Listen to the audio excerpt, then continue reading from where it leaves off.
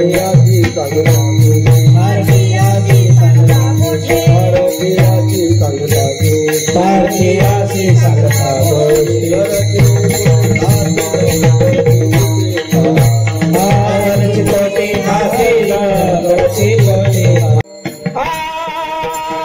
हरणे माझे हरे सीता हरणे माझे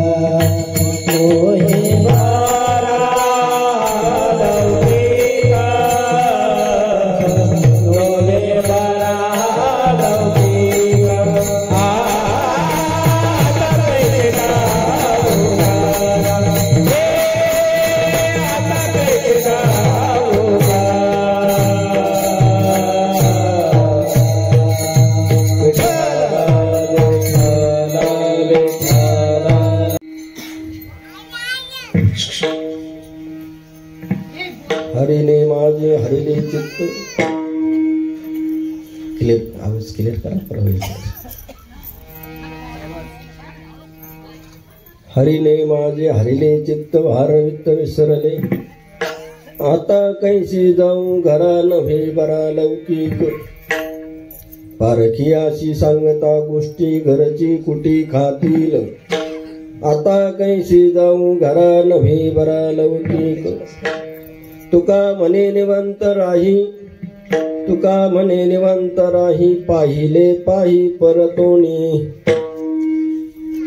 आता कैसी जाऊ घरा आता कैसी जाऊ घरा नव्हे बरा लौकिक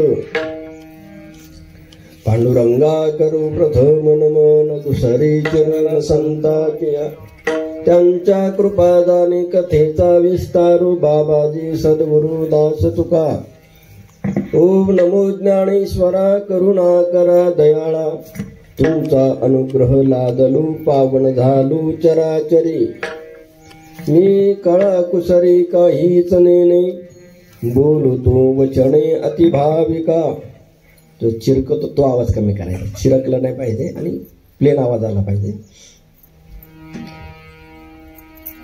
ओम नमो ज्ञानेश्वरा करुणा करा दयाळा तुमचा अनुग्रह लादलो पावन झालो चराचरी मी कळा कुसरी काहीच नेणे डगत घातलं कसा आवाज येतो तसा आवाज नाही आला पाहिजे योगी गंगा गिरिमुनिवरम विष्णु भक्तम महंतम संगम त्यक्त्वा प्रभुगुणरतं कीर्तयन्तं महंतम शुचिशील समोदक्ष प्रतापे जितेन्द्रियं तं नारायण गिरिं वन्दे सच्चिदानंद विग्रहं तपो ज्ञान वैराग्य भक्ति स्वरूपं सदा अलंकृतं साधु संन्यास योगं मुखे यस्य वेदांत शास्त्रार्थ नीतिं नमो नारायण गिरिं ब्रह्म स्वरूपं हरिने माझे हरिले चित्त भार वित्त विसरली आता कैसी जाऊ घरा नव्हे बरा लौकिक 100% तुम्हाला विठ्ठल विठ्ठल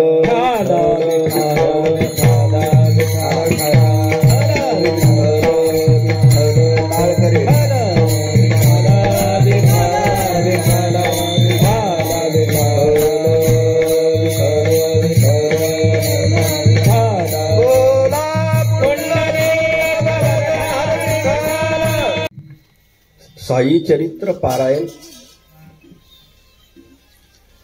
श्रीयुत श्रीमाननीय चंद्रभान चांगदेव पर्वत वरपे रेणुका नगर मौजे कनोली या ठिकाणी दरवर्षी साई चरित्र पारायण या ठिकाणी याही वर्षी साई चरित्र पारायण झालंय 8 दिवस झालंय शेवटी कीर्तन झाले पण तसे रोजच्याला काकडा हरिपाठ आणि पारायण पोथी वाचन या ठिकाणी झालंय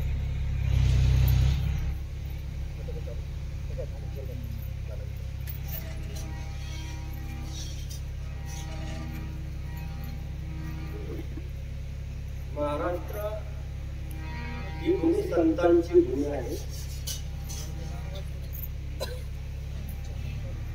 उत्तर हिंदुस्थानामध्ये आपण ज्या वेळेला प्रवेश करतो त्यावेळेला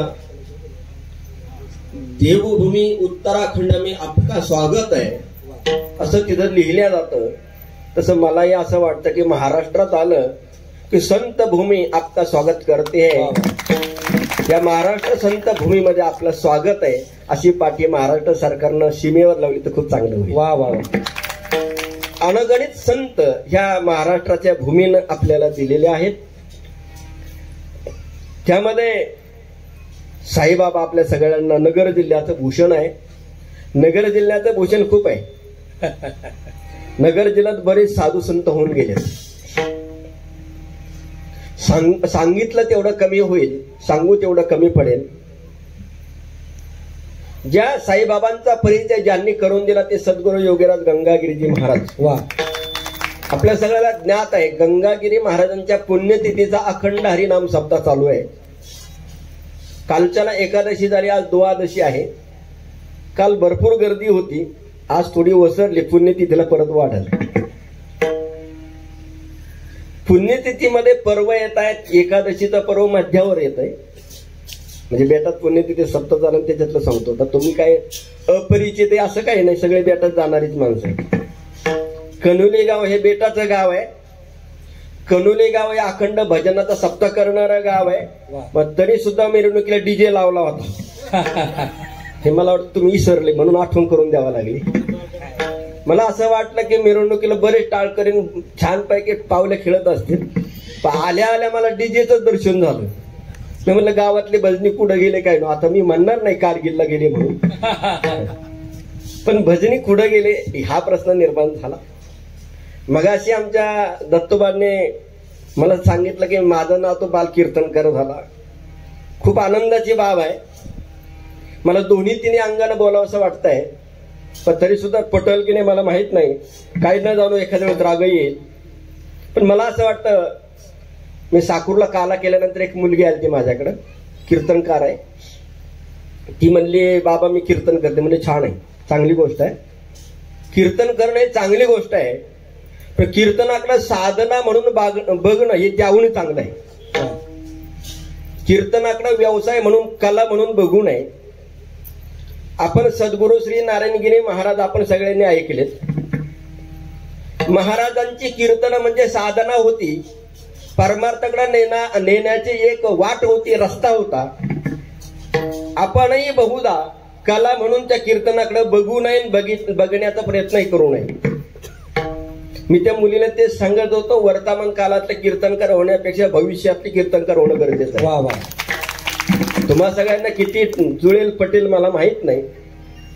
भाऊ तुझ्याकडं सुद्धा सांगतो, आता कीर्तन वाजवायला तुला चांगलं जमायला लागलं म्हणून तू वाजवता असं म्हणायचं नाही, तर तुला त्यामध्ये लय किती दीर्घकाळ लावून धरता येते हे खूप महत्वाचं आहे. वा वा. क्या बात.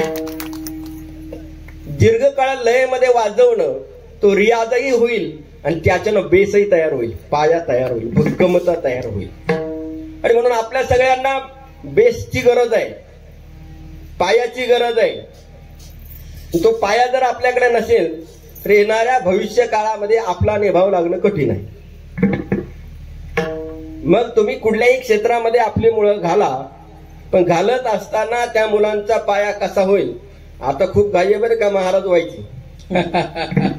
प्रत्येकाला वाटतं, आम्ही लहान होतो त्यावेळेला आम्हाला खूप बोलायचे महाराज व्हायची घाई करू नका नाही तर पस्तावा.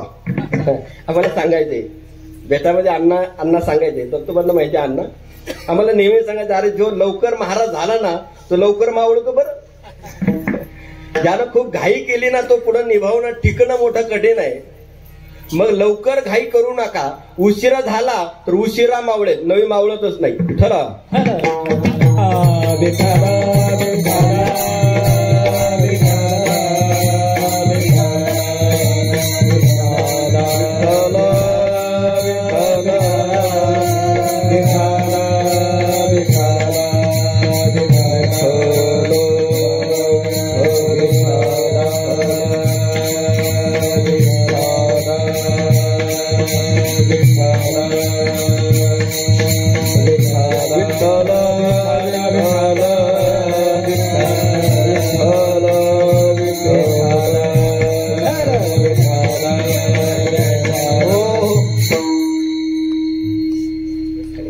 ज्यांनी साईबाबांचा परिचय करून दिला ते सद्गुरू श्री गंगागिरीजी महाराज.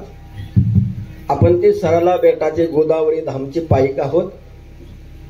आपल्या सगळ्यांना जो परमार्थ दाखवला असेल तर तो सरला बेटाचा तो परमार्थ आहे. थोडं इथं भिन्नत्ववाद जन्माला येण्याची दाट शक्यता आहे, पण खरं तर सांगतो आपल्या सगळ्याला बेटाकूनच परमार्थ आलेला आहे. वा.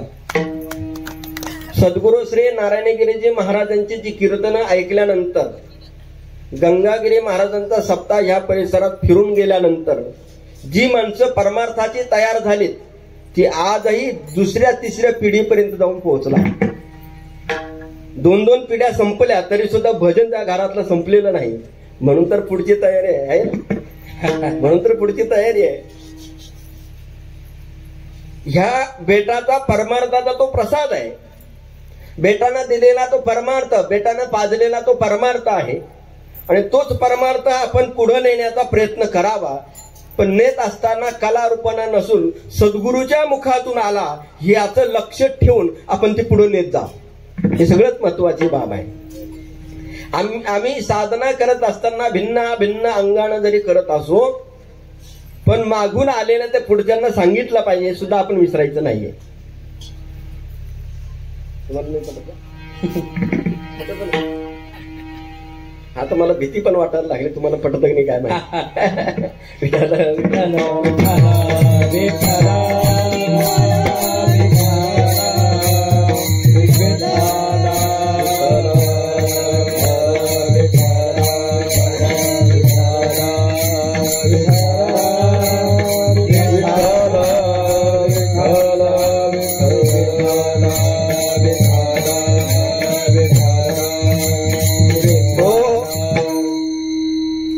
ही संत भूमी आहे म्हणून या ठिकाणी काही आचार विचार आहेत.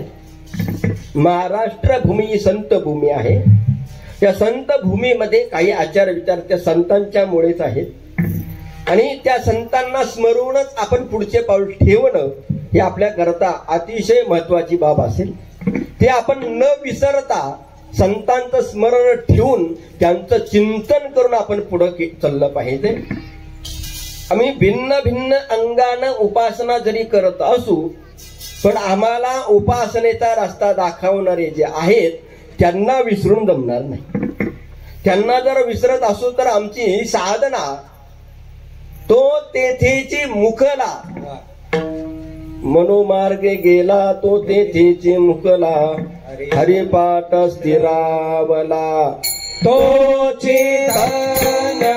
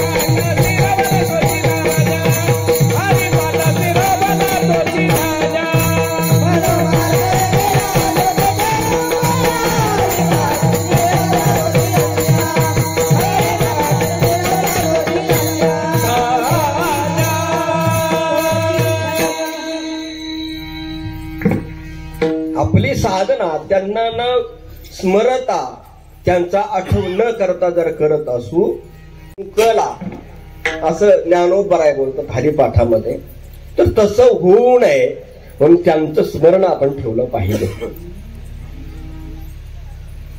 कनोले गाव गुरु अजय महाराजांचं लाडकं गाव. कनोले गाव हे प्रेमाचं गाव. सद्गुरु श्री नारायणगिरी महाराजांचं प्रेमाचं गाव आणि तोच आदर्श घेऊन अखंड भजन इथं सप्ताह करत असतात. मला बरेच दिवस इकडे आलो तरी माहित नव्हतं. मला नंतर माहित झालं की म्हणजे 24 तासाचं भजन राहतं इथं. मी सुरू केलं मग मला म्हणजे तुमचं चाललं त्याच्यापेक्षा जास्त भजनी तिथं राहतात म्हणजे. अरे मला भजनाचा जन्मच तिथं होतो कणोलीमध्ये. भजनी म्हणलं की कमीच नाही तिथं. आणि असं भजन करणारे जर त्यांच्यावर कृपा कोणाची असेल तर गुरुवारी नारायणगिरी महाराजांची. वा वा. सद्गुरु श्री नारायणगिरी महाराजांची कृपा आहे. सरला बेटाची कृपा आहे. आपण सर्वच बेटाचे पायिक आहोत. नारायणगिरी महाराजांची, योगीराज गंगागिरी महाराजांची पायिक आहोत. आपण सातत्यानं त्यांचं स्मरण ठेवलं पाहिजे. आपण आपल्या चिंतनाकडे गेलं पाहिजे. आपल्या नामचिंतनाकडे, आपल्या उपासनेकडे, आपल्या परमार्थाकडे आपण गेलं पाहिजे. नगर जिल्ह्यात बरेच साधू आहेत आहे का नाही, बरेच संत आहेत. त्यापैकी गंगागिरी महाराज आहेत. दुसरं भूषण सांगू, पंढरीच्या विठोबाच्या समितीमध्ये नगर जिल्ह्याचे महात्मे आहेत. भास्करगिरी बाबा, त्यांचे बरोबर आहे किसनगिरी बाबा. हा एक रत्न आहे नगर जिल्ह्यामध्ये, एक रत्न आहे. वा. मेहरे बाबा तुम्हाला माहिती आहे की नाही मला माहित नाही, पण नगरमध्ये आरण गाव आहे, तिकडे मेहरे बाबांची समाधी आहे. मेहरे बाबा हे साईबाबांच्या समकालीन आहे, गजानन बाबांच्या समकालीन आहेत. ह्या महाराष्ट्र भूमीमध्ये असे अनगणित संत महात्मे होऊन गेलेत. पलीकडे गेलं की नगद नारायण महाराज आहेत. नगद नारायण गडाचा प्रसाद भगवान बाबा आहेत, वामन भाऊ आहेत. 2 गडे बघा तिथं.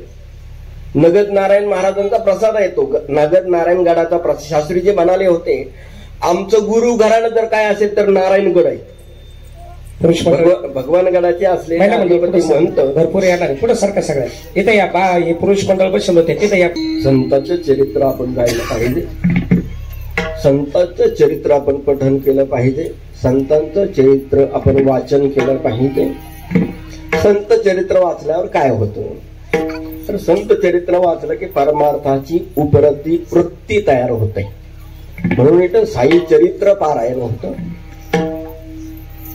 आता हे फक्त पारायण केलं की नारायण केलं हा प्रश्न आहे बरं. करीत असे पारायण नारायण नारायण करीत असे पारायण. आता तसं म्हणायचं नाही. पारायण पारायण करीत असे नारायण. काय केलं पाहिजे हा महत्वाचा प्रश्न आहे. हे असं कुतर घाई कुतर घाई कुतर घाई ते काही कळत नाही. ते वाचित राहतात माणसं. घाई घाईनं वाचितात, घाई घाईनं वाचितात. विचारलं तर गेला का तू? विचारून गेला गायब झाला का तू? पंखा पंखा आणून राहिला काय? मी म्हणलं वशीला लागतो की नाही काय ना. काय आपण छोटे माणसं आहोत, खूप लय वचन लावू नये.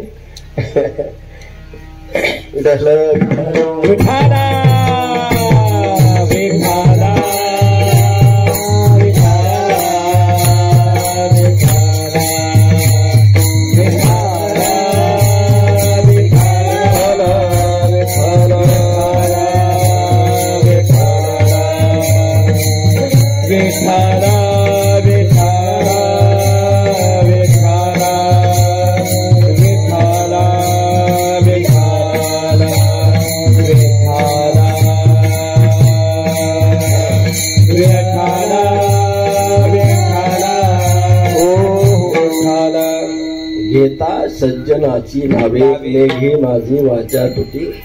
महालाभ फुकासाठी तुका म्हणे जपे जाती संत. तुका म्हणे पापे जाती संताची या जपे. मेघे माझी वाचा तुटी महालाभ फुकासाठी. म्हणून संत चरित्र पारायण तुम्ही केलेला आहे. विठ्ठल विठ्ठल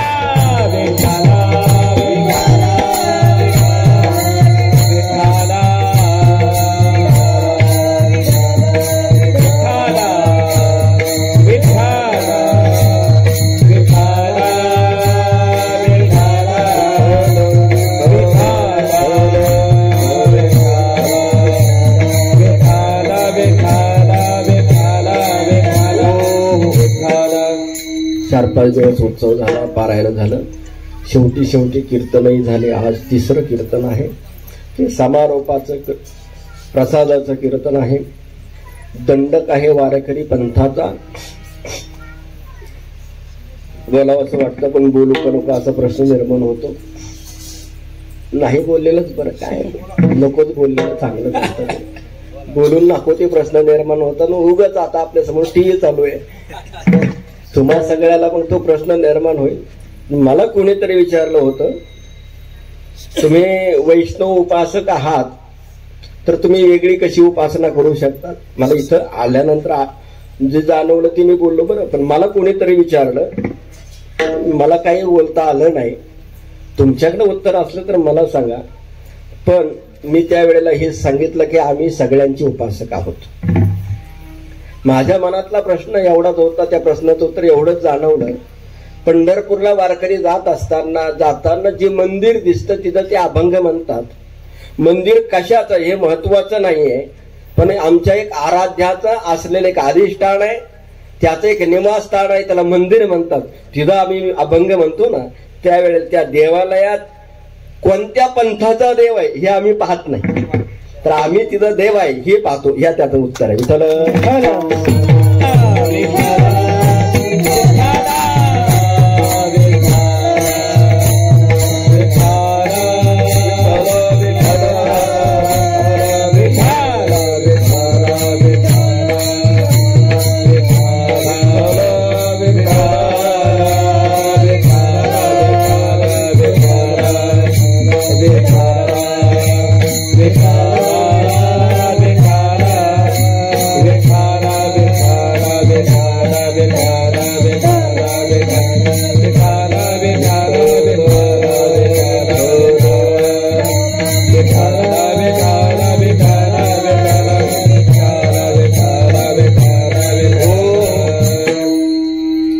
पिताचा स्वधर्म निष्ठावंत भाव, त्यांचा जर स्वधर्म काय असेल तर ते त्यांचं आराध्य त्यामध्ये पाहत असतात. तुम्हाला सगळ्याला माहिती आहे, नामदेवराय दगडोबा बरोबर धोंडोबा बरोबर व्यवहार करतात, कपडे सगळे देऊन टाकतात. नामदेवरायांचं चरित्र तुम्ही कधी वाचलं असेल, ऐकलं असेल. ते व्यवहार करत असताना हे सर्वच संत जडत्वाबरोबर सुद्धा संवाद साधतात.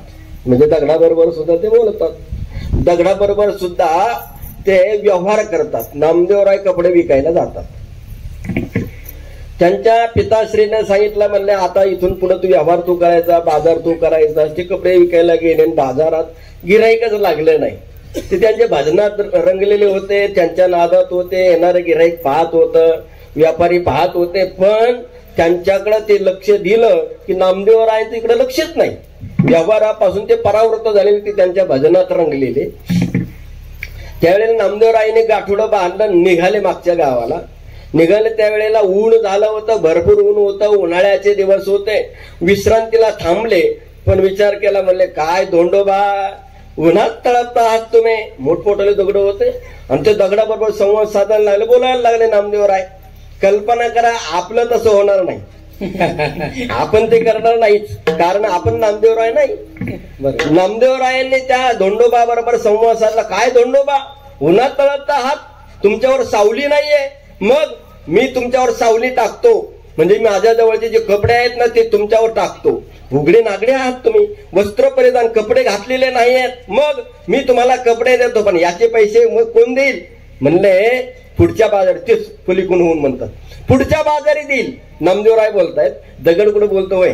पण नामदेवराय म्हणाले, तुम्हाला मी कपडे देईल, पण माझ्या कपड्याचे पैसे कोण देईल. तेच दुसऱ्या बाजूने झाले, हो हो नामदेवराय काळजी करू नका. आपले इथले नामदेवराय होते ना, मला 2-3 वर्ष झाली काय जाऊन, ऐका ना, 3 वर्ष जास्त झाले असतील. हा बघा बरं, 4 वर्ष झाली त्यांना जाऊन. कोविडच्या कालखंडात गेले ना ते असते का, थोडं आणखीन बरं वाटलं असतं. नामदेव महाराज समोरून संवाद साधता, काळजी करू नका मी देईल. म्हणजे पण साक्षीदार कोण, पैशाला. दुसरा एक दगड असतो, ते दगडाचे होते, हा हा काळजी करू नका, दगडोबा धोंडोबा. काळजी नका करू, मी त्याला साक्षीदार आहे. दगडोबाला पैसे दिले, धोंडोबाला साक्षीदार धरला. दोन्ही दगडच आहेत होते, दोन्ही दगडच आहे. दगडोबाला पैसे दिले आणि धोंडोबाला साक्षीदार धरला. ते उघडन हे उघडच आहे, हाही दगड आहे तोही दगडच आहे. पण संवाद साधतायत नामदेवराय. कपडे दिले, सगळे कपडे, बारीक लहान मोठे जेवढे दगड होते ना, सगळ्या दगडांना कपडे वाटून दिले, गेले निघून. आता विचार करा, त्यांनाही माहित होतं की आता गेलं की नाही. पिताश्री ओळखतील, काय झाला का व्यवहार, किती आले पैसे, कसे आले पैसे. व्यवहारी जीवनात जगणाऱ्या मंडळींनी संत चरित्र जीवनामध्ये अवलंबन स्वीकारत असताना हे सगळं बघितलं पाहिजे. त्यावेळेला संत कळले, तसं कळणार नाही. व्यवहारी जीवनातली माणसं संतांना व्यवहार दृष्टीतून जर बघत असाल तर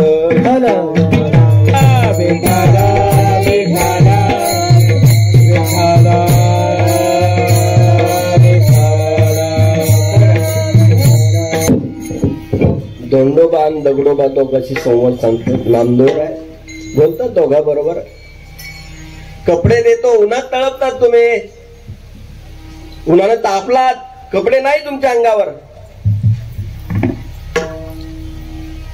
मी देतो कपडे तुम्हाला, पण माझ्या कपड्याचे पैसे कोण देईल.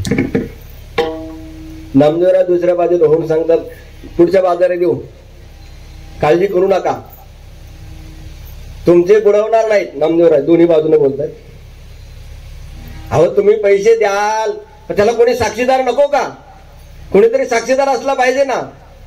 धोंडोपंत शेजारीच होते, मोठासा दगड. धोंडोपंताला साक्षीदार घेतलं तर लगेच दगडोबाच्या बाजूला, हो हो काही काळजी करू नका, साक्षीदार चांगले आहेत. साक्षीदारांच्या बाजूने होऊन लगेच नामदेवराय बोलायला लागले, हो काळजी करू नका, मी साक्षीदार आहे, आमच्यावर एवढा भरोसा नाही. बघा नामदेवराज बोलतात. आता दगड कुठं बोलत असतात होय, पण दगड बोलत नाही तरी नामदेवराय त्यांच्या बरोबर बोलतात. थोडं पुढचं सांगू, असा संवाद साधावा गुरुवर्य नारायणगिरी महाराज. वा वा. मी मगाचपासून पाहतो, मी बोलवतोय पण तुम्ही काय नवीन चेहरा असल्यामुळे काय ओळख नसल्यासारखंच करताय तुम्ही. मी बोलवतोय तुम्ही काय लक्ष देणार? मी तुमच्यातलाच आहे ना. ओळख नाही ना. ओळख असते थोडं बरं होतं.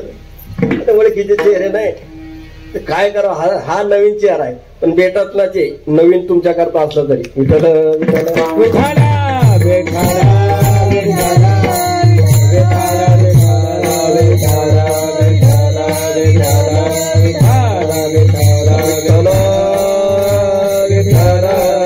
महाराजांच्या काळात बेटातच होतो मी. मोठे महाराज नारायणगिरी महाराजांच्या काळात 10-12 वर्ष मी बेटात होतो. 2009ला महाराजांचं देहवसान झालं, शरीर पूर्ण झालं. पण महाराज असताना पैठणला घाटावर आपली दिंडी राहायची, बेटाची दिंडी राहायची. ते पैठणला तिडत शेजारी पुढे माणिक बाबांची दिंडी असायची. माणिक बाबा गुरुवर्य नारायणगिरी महाराजांना भेटले त्यावेळेला आणि भेटले म्हणाले, आता महाराज मी थकलो, तुमच्या बेटातला एखादा पोरगा द्या. असं नारायणगिरी महाराजाला माणिकगिरी महाराज त्यावेळेला म्हणाले होते. 2009च्या अगोदर. काळाच्या ओघामध्ये दोघांनाही विस्मरण झालं म्हणा की ते योग जुळून आले नाही म्हणा. पण महाराज 2009ला शरीर पूर्ण झालं आणि गादीवर रामगिरी बाबा बसले. पण इकडं शरीर पूर्ण झालेलं माणिकगिरी बाबाला कळालं. अरे म्हणले मला शब्द दिला होता ती गेलीच कसं काय. माणिकगिरी महाराज तुम्हाला सगळ्यांना माहित नसतील कणोलीकरांना, पण काहींना माहिती. बाबा इकडं काही घरी येऊन गेलेले आहेत. ज्यांचं वरबंडीला काही थोडाफार संबंध आहे त्यांना माहिती आहे. आणि ते नंतर रामगिरी महाराज गादीवर बसल्यावर माणिकगिरी महाराज भेटत आले. त्यांच्याबरोबर आमचे भास्कर शेठ जोरवेकर होते. सगळंच जोरवेकर परिवार, आमचे भाऊ पण होते, प्रभाकर भाऊ सुद्धा होते. आणि वैजापूरचे शिरसगाव निंबाळकरचे तिथले 2 वारकरी होते. असे 6-7 जण तिथे भेटत आले. महाराजांना सांगितलं माणिक बाबांनी की म्हणाले नारायणगिरी महाराजांचा शब्द आहे मला, एक वर्गा तुम्ही दिलाच पाहिजे. तर मुलंच नव्हते बेटामध्ये, 4-6 जण आम्ही होतो. त्यात मला सांगितलं म्हणजे तुम्हाला जमेल का, बाकीच्यांना विचारलं जमेल का. तर ते सहज आलंय असे त्यांनी मला पसंती केली म्हणा. आणि माझं योग होतं, प्रारब्ध होतं म्हणून म्हणा. माझी इकडे नेमणूक झाली. रामगिरी महाराज स्वतः येऊन 1600 भंडारा समाधी सोहळा आणि गादीच्या कार्यक्रमाला आवर्जून उपस्थित होते. म्हणजे बेट आवर्जून उपस्थित होतं म्हणून मी सांगतो की मी बेटाच आहे. विठ्ठल परावृत्त राहतात. साधूंचा दृष्टांत आहे. त्यांचा व्यवहार जर काय असेल, तुका म्हणे ही तर हो येतो व्यापार. त्यांचा व्यापार, त्यांचा व्यवहार काय असेल तर भजन आहे, परमार्थ आहे.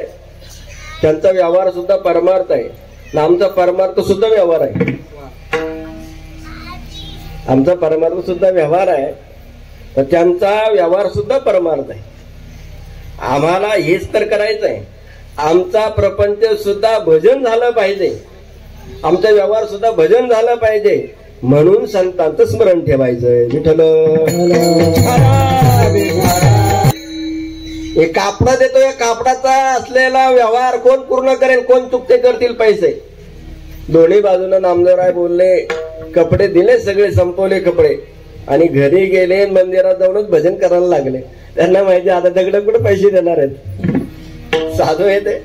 आणि असे असलेले साधू मंदिरात जाऊन भजन करायला लागले. त्यांचे वडील आले, म्हणले नामदेवा विकले का कपडे? 1 नाही 2 नाही, भेट घ्यायचं टाळाटाळी चालू होती. सगळे टाळाटाळी चालली आणि एकदाची भेट झाली. आता काय सांगणार, म्हणजे विकले ना पाहिजे कपडे, सगळे कपडे विकायचे म्हणत होते ना, विकले म्हणले सगळे कपडे. मग पैसे पुढच्या बाजारी. काय हरकत आहे, पुढच्या बाजारी तर पुढच्या बाजारी. पण पैसे जर नसतील तर कपडे कुठून भरणार? ते दुसरा माल भरायचा, त्याला पैसे पाहिजे ना. नामदेवराय म्हणले पुढच्या बाजारी देणार आहे. ते जामीन जो आहे ना, साक्षीदार जे आहेत ना, ते पैसे देतील, काय हरकत आहे. जर मालकानं पैसे दिले नाही तर साक्षीदाराला उचलू. मुकरदमाला दिलेले पैसे आणि टोळीला पैसे दिले तर उचलायचं कोणाला? परत नाही भेटल्यावर. आपल्याकडचं मला माहित नाही, पण पंढरपूरला मला माहिती आहे, तिकडे मुकरदमाला कोंडीतात म्हणून. विठ्ठल पुढच्या बाजारी देणार आहेत पैसे. गेले नामदेवराय. आता कुठं दगड पैसे देत असतात. अहो धोंडोपंत तुम्हाला कपडे दिले. दगडोपंत आता बदल झाला तर तुम्ही समजून घ्यायचं बरं. धोंडोपंत आणि दगडोपंत दोघांचा बदल झाला तुम्ही समजून घ्यायचं. ज्याला कपडे देतो धरा आणि दुसरा साक्षीदार जरा. काय त्याचं एवढं. शब्दाला खूप महत्व नाहीये. दृष्टांतातला सिद्धांत खूप महत्वाचा आहे. अहो कपड्याचे पैसे कोण देणार. तेच म्हणाले नामदेवराज म्हणाले तुम्ही म्हणाले होते ना पुढच्या बाजारी आम्ही पैसे देऊ म्हणून. नामदेवराय म्हणाले अहो आमचे वडील आमचे बाबा पैसे मागतात. बाजाराला माल भरायचा आहे. पैसे पाहिजे नाही तर साक्षीदाराला घेऊन जातो. मोठासा दगड कवळीत मागणार नाही. एवढा मोठा दगड लावली सुरुवात लोटायला. लोटत लोटत लोटत लोटत आणला गावाला. एक रिकामी खोली होती आडगळीची. आडगळीची खोली कळते ना तुम्हाला. आडगळीची खोली. आता बंगल्यात राहणारे माणसाला काय माहिती पण कनोलीत जुने वयोवृद्ध माणसं आहेत त्यांना विचारा. खोलीत लोटून घातला आणि आगळ लावली. आगळ आगळ कडी लावली आणि घेतला दरवाजा लावून गेली मंदिरात जाऊन भजन करायला. जय विठ्ठल श्री विठ्ठल श्री विठ्ठल जय विठ्ठल जय विठ्ठल भजन चालू झालं. परत विचारलं म्हणले कुठे रे नामदेवा. मंदिरात गेले महाराज. म्हणले नामदेवा पैशाचं काय झालं. म्हणले साक्षीदारच उचलून आणला. कोणलाय ना म्हणले खोलीमध्ये. महाराजांना नरसोबांना वाटलं की म्हटले कोण साक्षीदार आहे कोण नाही. नामदेवाने दिलेत पैसे खोलीत कोणून ठेवलं पाहायला काय हरकत आहे. ती गेले तिथं ते दगड बघितला त्यांनी. एवढा प्रकाश पडला त्याचा मला. कवळीतनं मारणार दगड मोठा दगड. तो पैसे देणार आहे. जर पैसे नाही दिले तर हा साक्षीदार कोणून ठेवलाय म्हटले मध्ये. म्हणजे वडिलांनी दरवाजा उघडला पाहिलं डोकून पाहिलं ना मध्ये. नामदेव महाराज वाटला आता दगडीमध्ये आता पाहिलं आपले काय प्रसादच भेटणार आपल्याला. नामदेव महाराज गेली भजनाला निघून. तर त्याच्या वडिलांनी दरवाजा उघडला आणि ते दगडाकडे बघितलं. धोंडोपंतांकडे बघितलं. धोंडोपंतांचा अख्ख्या खोलीमध्ये लख प्रकाश पडला. सगळी शरीर धोंडोपंताचं म्हणजे त्या दगडाचं सोन्याचं झालं दगड. तो सगळ्या सोन्याचा दगड झाला. एक पोरग पळत गेलं नामदेव महाराज तुम्ही कोणाला आणलं होतं. ते सगळं सोन्याचं चमकायला लागलं. सोन्याचं झालं. नामदेव महाराजांचे कपडे घेतले तर कोण साक्षीदार आहे त्याचं सगळं सोन्याचं अंग झालं. कोणी कपडे घेतले कोणी कपडे घेतले. ते करता करता ती चर्चा गेली त्या वावरावाल्याच्या तिथे. म्हणजे ते नामदेवाला इथं कपडे टाकले होते याच्यातला एक दगड नेल पण तो सोन्याचा झाला म्हणजे. गेलं ते मालक तिथं. काही झालं तरी तो दगड आमच्या तिथला आहे. आमच्या बांधाचा आहे. बांधाच्या दगडात लय महत्व राहतो. दगड आहे पण तो बांधावरला आहे ना. आमच्या बांधावरला दगड आहे. झाडाचं महत्व कमी कमी झालं मला माहित नाही पण बांधावरल्या झाडाचं महत्व अजून आहे. तुम्ही कापायचं का मी कापायचं याच्याकरता वाद चांगला आहे. झाड तुम्ही लावता का मी लावता हे भांडण कधी जन्माला येईल काय माहिती. हे कळत नाही. चांगलं आहे तुम्हाला विठ्ठल.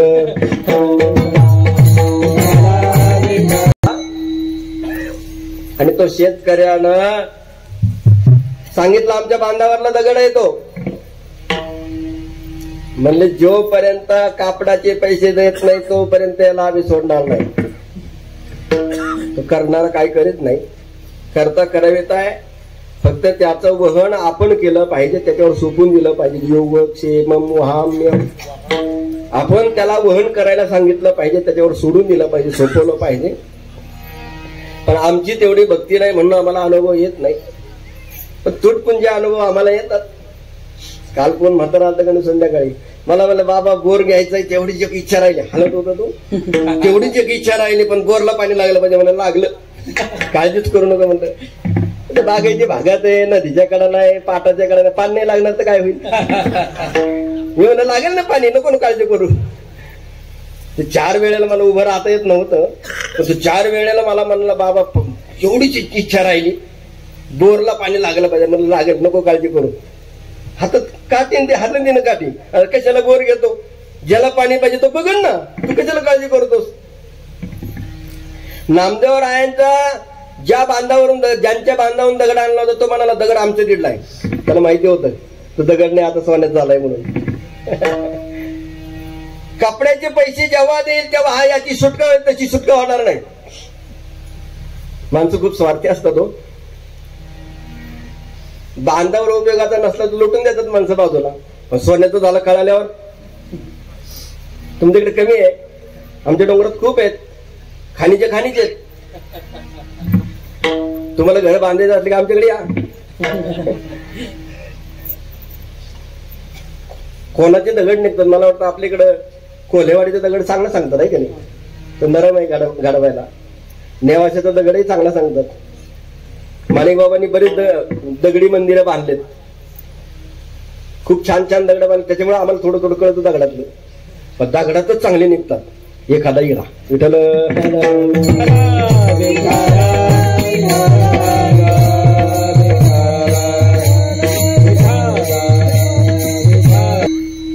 हा नाही करता करता त्या मालकानं, शेती मालकानं सांगितलं, म्हणले तो जो दगड जी शिळा आहे तो दोंडोपंत आहे, तो आमच्या बांधावरला मी न्यायला आलोय. त्याला बैलगाडी आणली होती त्यानं, म्हणजे याच्यात घालून द्या, तो आमचा आहे. असं जर कळालं की नाही तो बांधावरला की शेजार सुद्धा जागीच होत असतो. देणं आलं की माणसं मागे सरकतात, घेणं आलं की माणसं पुढे येतात. रुपयातला विमा कोणी कोणी काढला आणि कोणाला मिळाला मला माहित नाही. 1 रुपयाचा विमा पण मिळाला नाही तर ती माणसं विरोधात गेली असती. पण मिळाला ती काय करतात काय माहिती. थोडस पुढचं सांगूच का.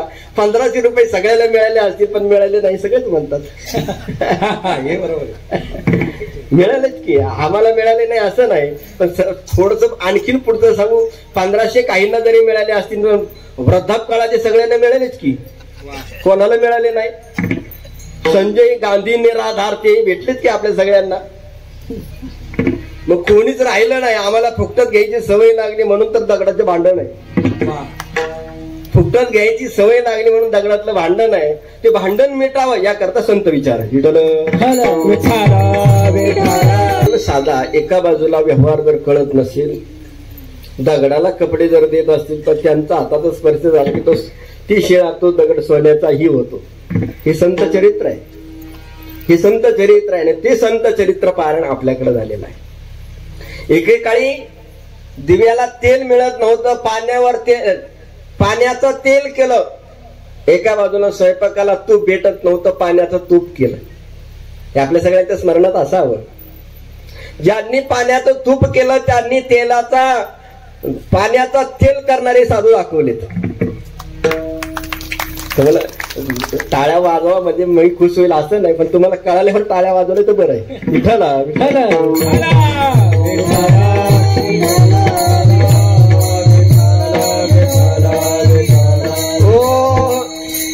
काय आता आम्हाला बाबा लोकांना खुश करायकरता टाळ्या वाजवा लागत. कळालं नाही तर कळाल्यावर वाजवणं चांगलंय बरं. अनायासे वाजवल्या जातात त्याला कळणं म्हणतात. पण कोणा तरी वाजवली म्हणून वाजवणं ते अंधनपणाने वाजवणं. पाण्याचं तूप केलं ते गंगागिरी महाराज. पाण्याचं ते तेल केलं ते साईनाथ साईबाबा. ज्यांनी तूप केलं त्यांनी तेल केलं त्यांना दाखवलंय. त्यांचं साई पारायण आहे. म्हणजे एकानं पाण्याचं तूप केलं ते गंगागिरी महाराज आणि एकानं पाण्याचं तेल केलं ते साई बाबा. असे साधू दाखवणारे आणि असे जे साधू आहेत त्यांचं चरित्र आपल्या इथं पारायण झालं. चांगदेव पर्वत वरपे यांचे इथं झालंय. 12 वाजले. जास्त लांबवणं बरं नाही. विठोबा रखुमाई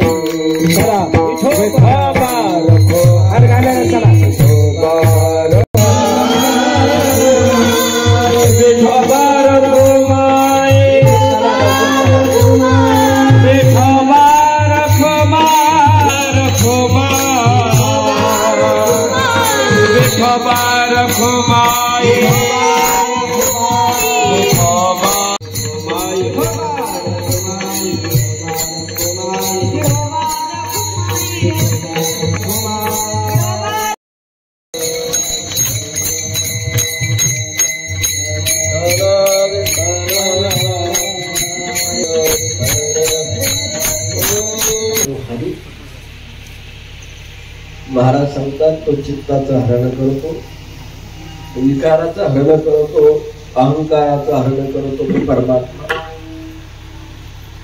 असलेलं अंतःकरण रूपी चित्त त्याचं हरण केलं. चित्तामध्ये चिंतन होत असतं. अन्य चिंतन होऊ नये म्हणून ते चित्त त्याला हरण करून टाकलं. नको ते चिंतन होऊ नये म्हणून त्यानं ते चित्तच हरण करून टाकलं. असं चित्ताचं हरण करणारा, दोष खाणारा उपनिषदामध्ये हरा गणस्य स्मृतुना महावीर भागस्य स्मृतुना असं वर्णन सुभाषित कारण वर्णन केलेलं आहे. तो हरी हरण करत असतो म्हणून तो हरी आहे. हरी धातूपासून हरी शब्दाची उत्पत्ती आहे. हे जास्त खोलात न जाता आपल्या काल्याकडे वाणी समारोप करू. असा असलेला भगवान श्रीकृष्ण परमात्मा आणि ती गोपिका सांगते